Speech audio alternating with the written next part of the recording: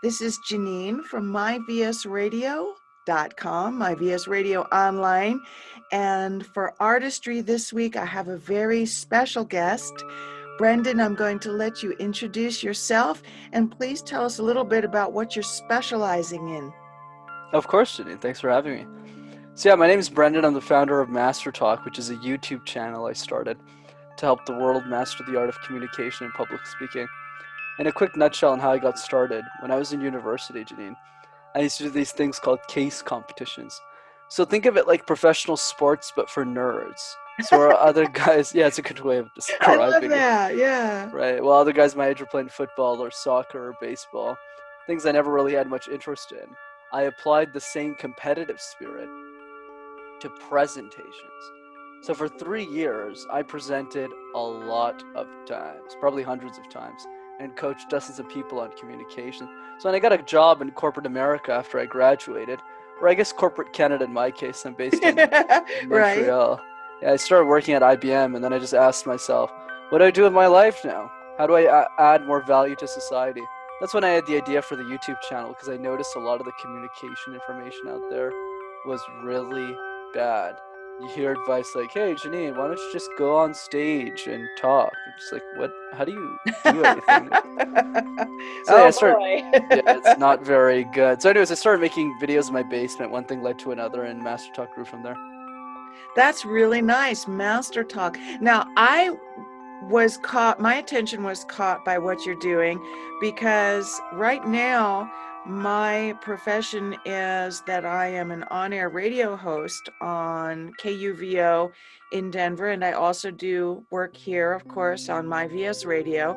I started out as an actor in New York City. My family come from a long line of actors, musicians, various presenters in the arts in different ways.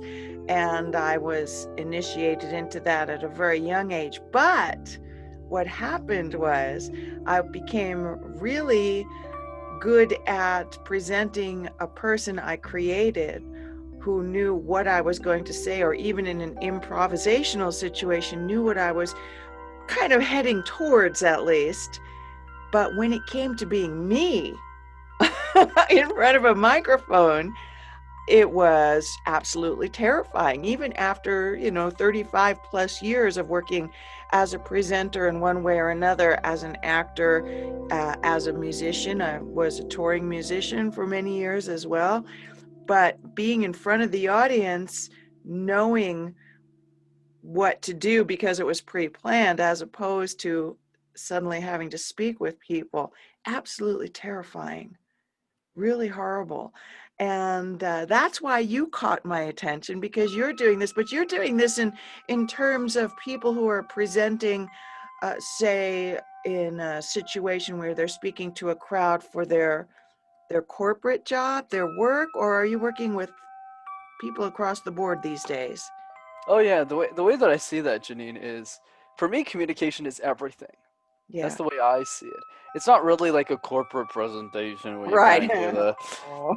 you're like, whoa, jeez, that's coming from the corporate guys. But anyways, the point that I'm driving is communication has very little to do with presentations. It's rather every interaction in your life.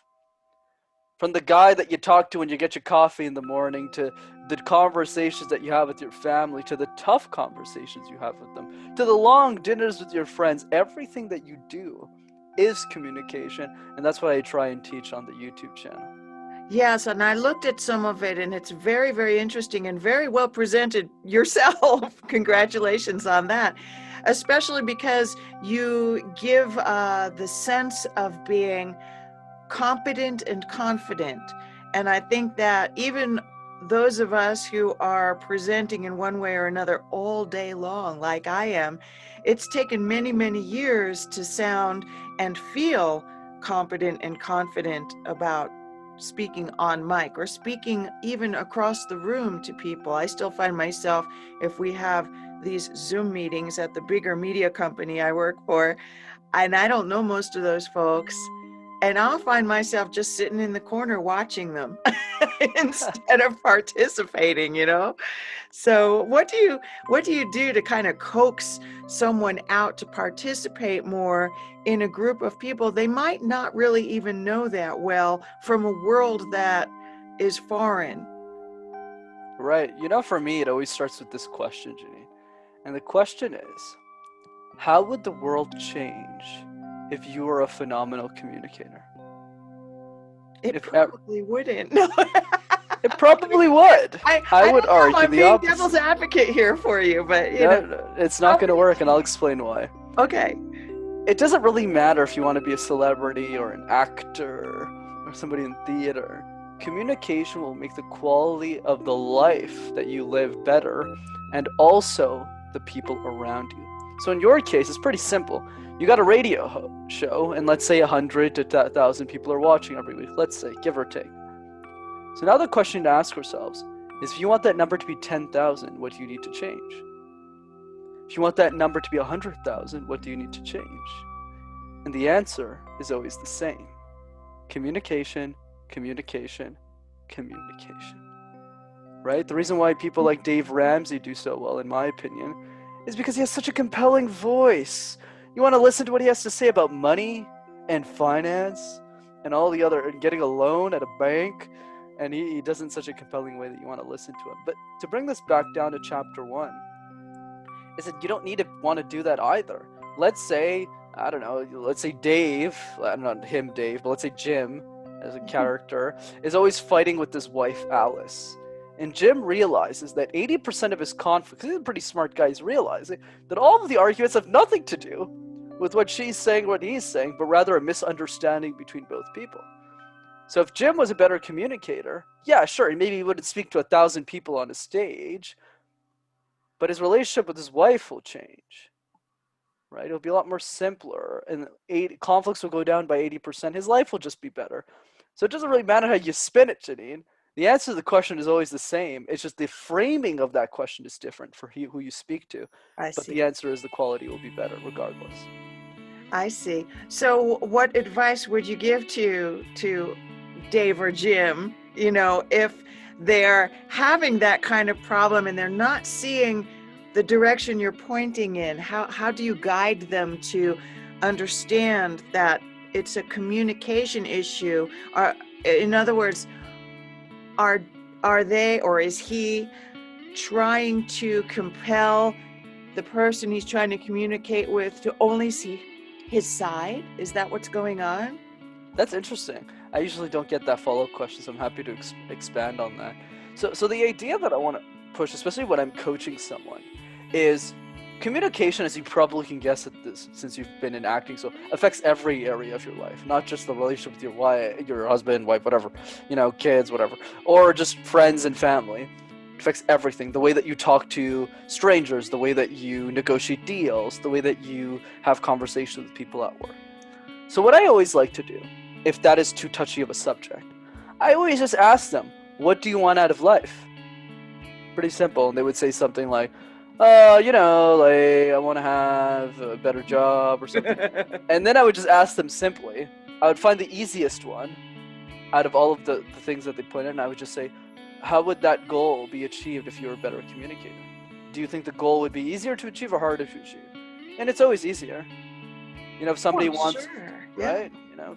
Yeah, So, I mean, obviously, if you can communicate and you've got a two-way conversation going on, then it's easier. A lot of times you run into a one-way conversation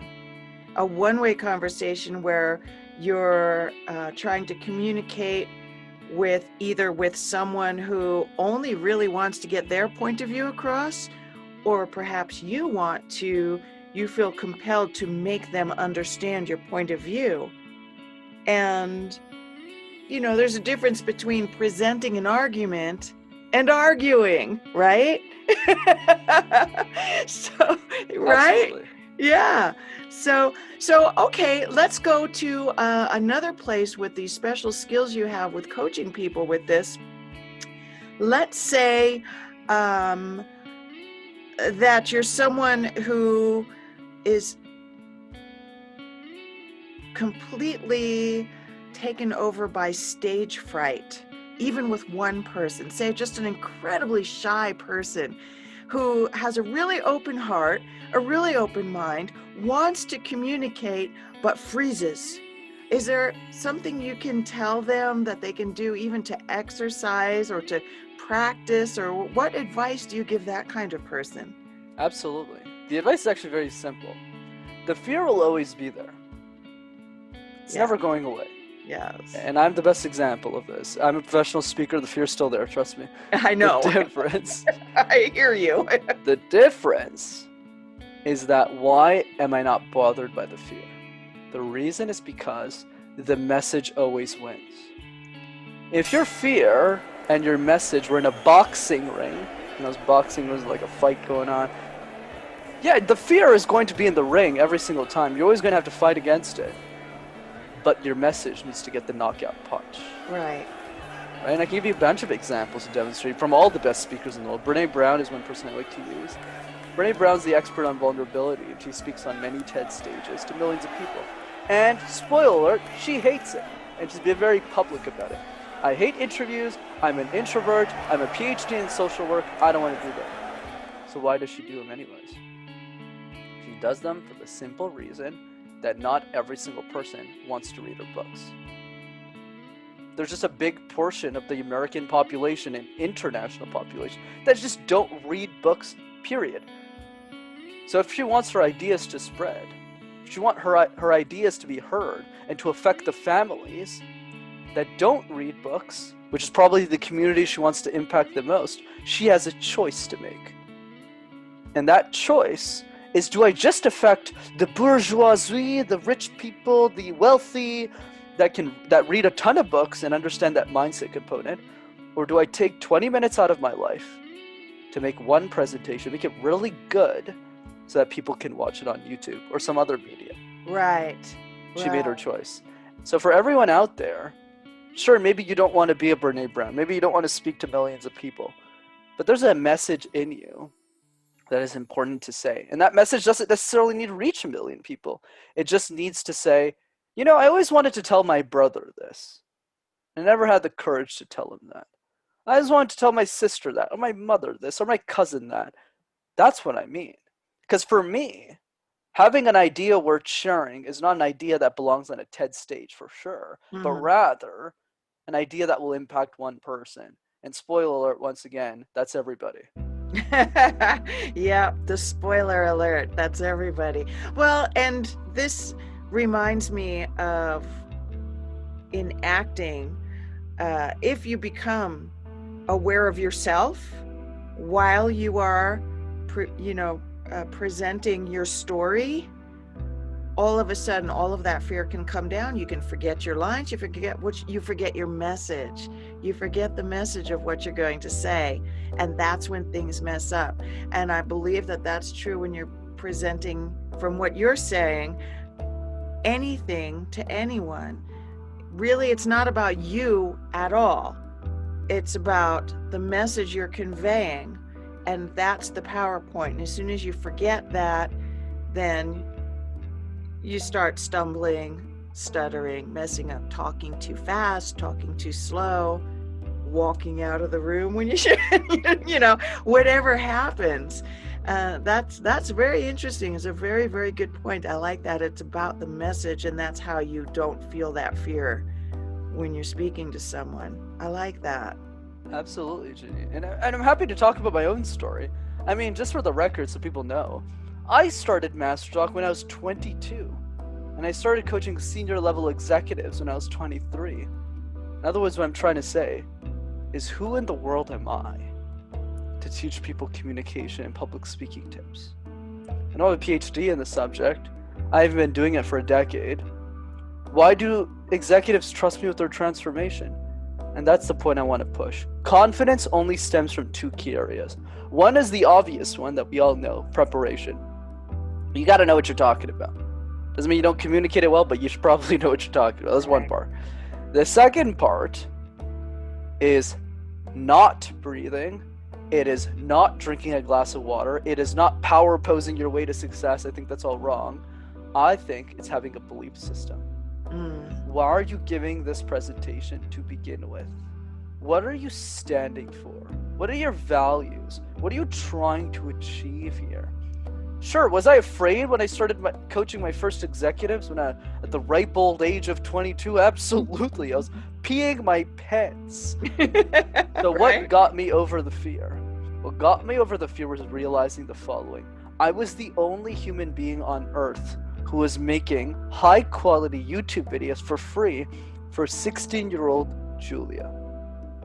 Julia's going to high school in Colorado, Denver, right? She's amazing. She's super talented. She's amazing at arts. She has amazing grades at school. She's going to be an incredible contributor to society. But one issue, she's deathly afraid of public speaking. Right. So what does she do? For the one moment in her life, she types the following rules or the following words on her YouTube search engine. And those words are public speaking tips. She presses enter, and what does she find? She finds a bunch of old white dudes who don't know anything about communication. Right. She can't relate to those people. So if I don't make the videos, Janine, nobody in the world will. Right. Which means confidence doesn't come from, oh, yeah, I'm going to figure this out and eat some pancakes and see what happens. No. Confidence comes from the following. I need to coach those executives because I need their money so I can make better videos for Julia.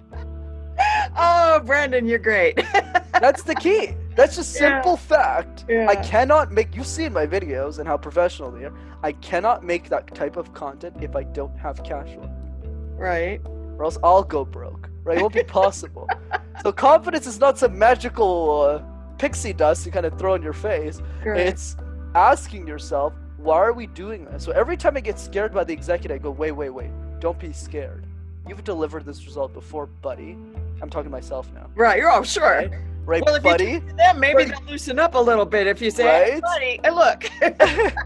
You're doing this for Julia, not yourself, so figure this out. Right. That's where confidence comes. Now, obviously, now I'm not scared of any executive, but at the beginning, I understand it can be stressful. But once you understand who you're doing this for, very specifically, like the person you're doing this for, you won't be scared of anything anymore.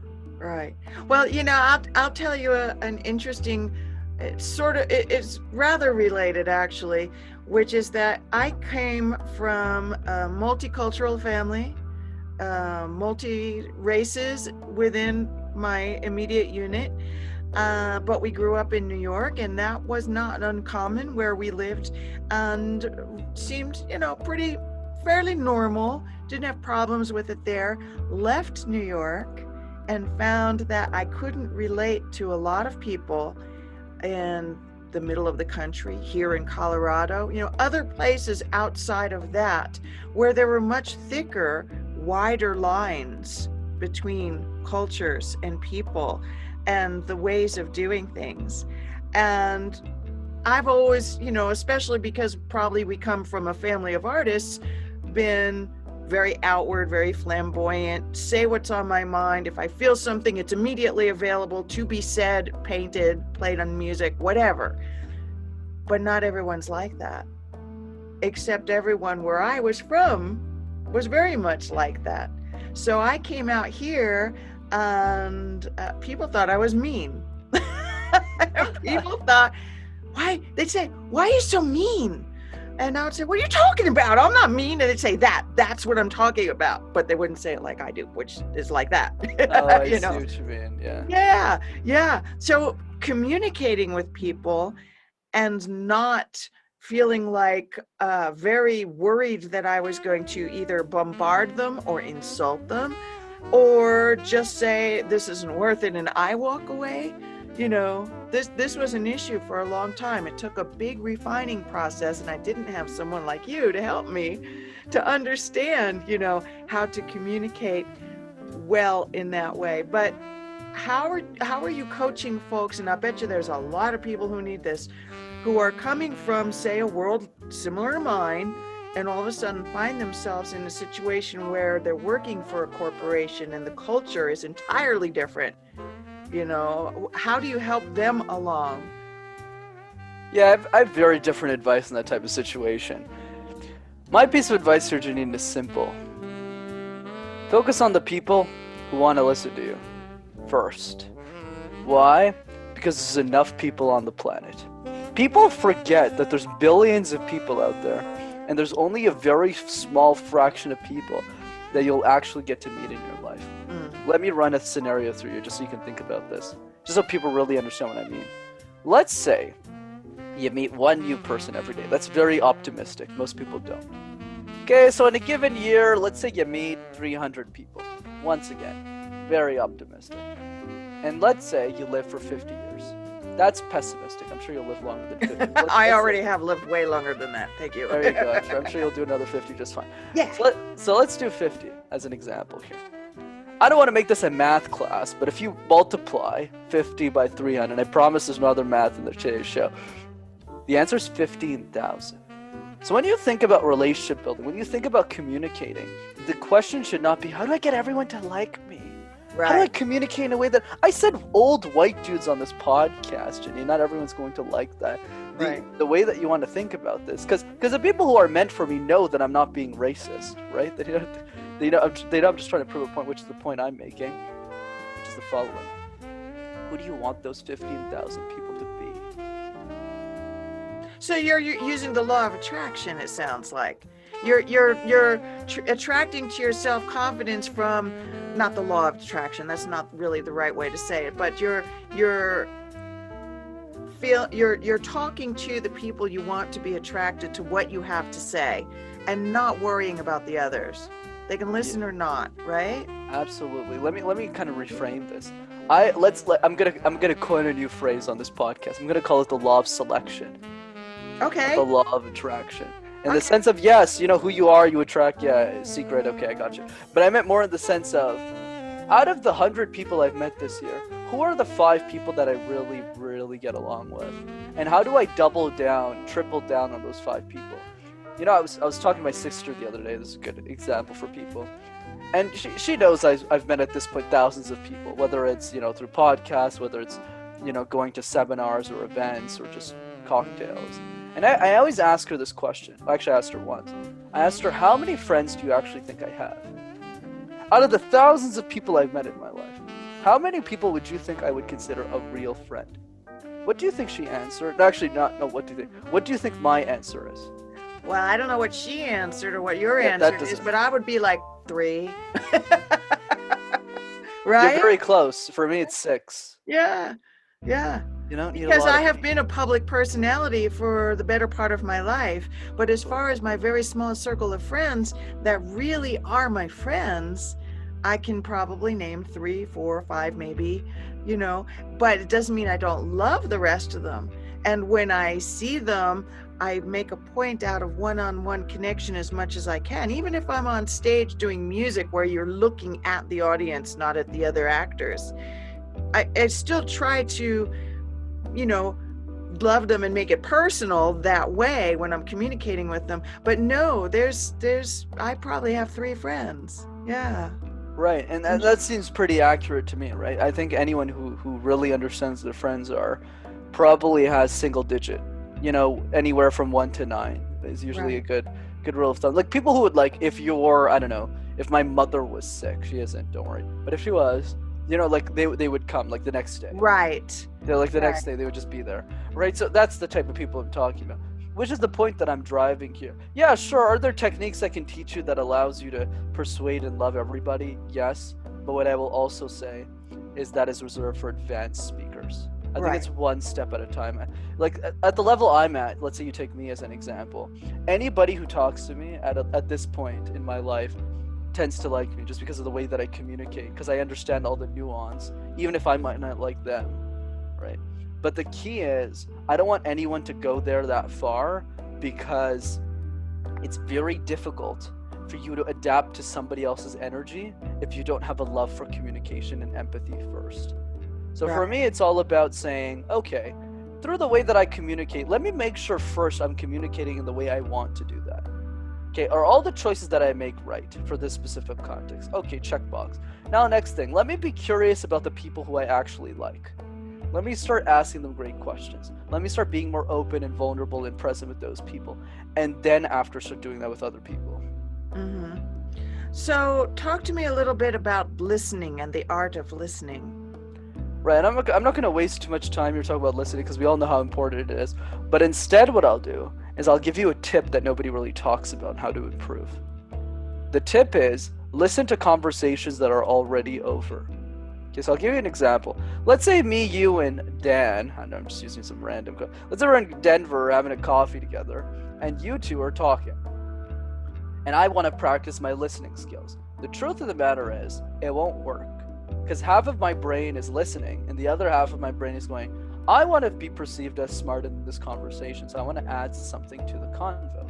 So I'm not actually listening to what you and Dan are saying, I'm rather focusing, even if I want to listen, on what I can do to sound smart in this moment of time. Right? Simple enough. But for people who are listening to this podcast, this is the best way to listen because they can't reply. They can't butt into this conversation and go, hey, actually, I have something to say. Can't hear them. Yeah, fair enough. Like, they can't. And the reason is because by the time they listen to us, the conversation is already over, which forces you to listen to all of it, and ideally, if you want to get better at listening, to take notes as well. And that's what I did. I'm an extreme extrovert, as you probably tell so far. So I love talking. I'm always talking. Oops. For me, so the way that I got better at listening is I listen to 10 hours of podcasts a week. Wow. Okay. And let me get more specific then on the listening thing. Coming from an actor's point of view. If you've got two actors together on stage, for example, and they're saying their lines and looking at each other, it's BS. You know, there's nothing really going on. They're mouthing it. What Shakespeare said, they're mouthing the words. They're not speaking the words. All right. So it's like call and response. It's call and response. I'm calling out to you to talk to me about listening, and you have a response, and it may or may not be what I expected. But if I wasn't listening, I won't speak back to you based on what you said. I will just mouth words at you. Does that make sense? Absolutely. And to be honest, Janine, the same advice still applies. Let me explain why. But I'll add more context of what I mean. When you get better in one area of communication, you get better at all of them. So the way that I say it is when you become the master of one, you slowly become the master of all. Mm-hmm. So for example, if you think about this episode as you as the podcast host, you're not just a podcast host. You're applying all of the communication lessons you've learned throughout your life, from acting, from improv, from theater, from all the different things that you've done to make yourself a better podcast/radio host today. Same analogy would apply in the scenario you gave. If I spend 10 hours a week listening to other people and their podcasts, it'll be much easier for me to go back into a context like that and pay more attention to somebody else who's speaking. So instead, I'll speak out the words instead of mouthing them over time. Obviously, there's no overnight switch here. Right. But you get better and you get used to it. I mean, I probably did that for years. I don't do that anymore. I probably listen to 3 to 5 hours a week now, podcasts. But in those years that I spent listening to the 10 hours a week, it really helped. So when you're listening to podcasts, let's say you listen to something and it's really compelling to you, do you find yourself answering them in real time while you're listening, even though that conversation is over already? I mean, I am crazy. I'm not going to deny it. But instead what I do... That's not crazy. That's New York. Yeah, that's true. Yeah, that's why I don't live in New York. We all do that. I'm very close to New York. In case Toronto, right? You said Toronto? Montreal. Montreal's Montreal. Okay. Yeah, it's a 7-hour drive from New York City. But anyways, the point I was driving is... driving. Yeah, anyways. The point that I was making is the following. When I react to something on a podcast, I immediately take a note on it. So I'm always taking notes when I listen to shows. Right, so let's say I was listening to my own episode. I would actually take notes of what you're saying and what's happening. Sure. So that's what keeps me attentive and helps my communication skills. But there are some times I definitely react. This morning I was listening to something. I was like, "Holy shit!" Right. That's amazing. Yeah. Right, and you could be okay. Speaking of appearing crazy, this is another cultural thing where, in my house, if my mother was watching a movie or a newscast or any kind of presentation, she will be telling them, oh, you fool, oh, don't go in there, or, oh, what are you talking about? And, I mean, it's a recorded program, it's done, they're not even in the room with her, and this is what I'm talking about. And I'll bet you money people will be watching this podcast and many of yours and going, what are you talking about? Oh, okay. All right, you're cool then. Things like that. We're getting off track here, but just for fun, there's that kind of, and they're listening. This is why they're responding even to something that happened in the past. They were really listening. It hit them. They had a spontaneous reaction and they spoke, right? So let's say you're in that situation in a room where you really shouldn't do that. You're in a meeting with a bunch of the old white guys who have for decades had this is how you behave in a corporate room and this is how you talk. And, otherwise it's offensive. How would you coach me to be able to do that comfortably? The first thing I'd figure out is if you need to be in the room and why. And if you do absolutely need to be in the room, it's pure to business, you absolutely need to pull that off, then sure, I would coach you on it. I wouldn't feel good about it, but I'd coach you on it. And the coaching is very simple. You mirror them. You do exactly what they expect you to do. If those are the rules of the room, you follow the rules of the room. If the incentive of that room, if you want the results so badly, then take it. I'll give you an example with me. The first executives that I took on, I didn't particularly like. Right? They just paid me really good money. I've never really seen that kind of money in my life because I was really young. I still am young, but when I started, I was really young. You were younger. I was younger. Yeah, yeah. That's the right word. And then after a couple of them, and I started building a cash reserve, I just said, who cares? Like, I'd rather spend an hour with Janine, who actually cares about adding value to a community that she's a part of, even if I'm not getting paid to do it, versus, just licking the shoes of an executive. Right, so now the only executives I work with are the people who really want to work with me. But originally you were in the room and the incentive was to be able to get out of the room at some point, right? That's the key. I mean, I'm lucky, I still have my corporate job and I don't really have those situations because, I guess Canada's a bit different than the States and everyone's really nice. Clients I work with guys need to adopt most of us because a lot of us are not having fun here right now. Yeah, that's the thing. I thought about moving to the States so many times. Thank God I didn't. But it's the point. Right. The point that I'm driving is the following. Look, there are definitely moments in your life where you have to take the sting, if they're necessary to your goals, if they're that necessary.